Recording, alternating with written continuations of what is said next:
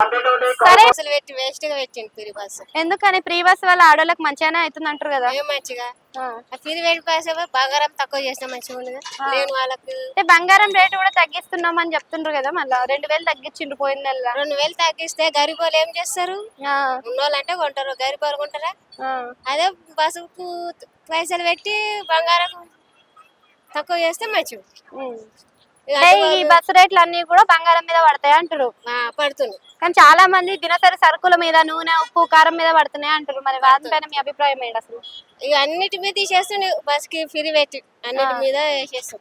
ఉచిత బస్సు తీసేసి ఇక వేరే పథకాలు ఏదైనా ఉచిత కరెంట్ గానీ. ఉచిత కరెంట్ అయితే ఇస్తుంది. అన్ని వీటి మీద కొట్టి వీటి మీద ఇస్తుంది.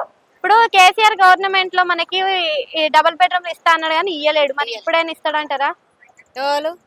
రేవంత్ రెడ్డి ఇవ్వాలి, గరీబోళ్ళకి ఇవ్వాలి. సర్వేలు చేస్తుండు కదా. మరి మీ పేరు వచ్చిందా? మా పేరు ఇందిరమ్మ ఇల్లు అని ఫోటోలు దింపుకుంటున్నారు కదా, దింపిండ్రా? ఎందుకు అప్లికేషన్ పెట్టుకోలేదా మీరు? నేను లేనప్పుడు లేరు. ఓకే. అయితే ఇప్పుడు పెన్షన్లు అని అంటుండు, ఉచిత పథకాలు అంటుండు. మరి వీటి వల్ల ఉపయోగం ఉందంటారా లేదంటారా? పెన్షన్ అవే 2000 ఇస్తుంది. పెన్షన్ అవే 2000 ఇస్తుండు. ఏమి ఇస్తలే. మరి కేసీఆర్ గవర్నమెంట్ లో ఇట్లాంటి స్కీమ్ అయితే ఏం లేవు, ఫ్రీ పథకాలు అయితే ఏం లేవు. మరి ఇప్పుడు ఫ్రీ పథకాలు పెడుతుండు. మరి ఆయనకి ఈయనకి తేడా అంటే ఏం చెప్తారు? ఆయనకి ఈయనకి మస్తు తేడా. ఇవి బస్సులు అయితే వేస్ట్ గా పెట్టిండు. బస్సులు అయితే వేస్ట్ గా పెట్టిండు. మరి ఆయన బెస్ట్ సీఎం అనిపిస్తుందా నీకు? ఈయన ఉంటేనే మంచిగా ఉందా? కేసీఆర్ ఉంటే మంచిగా.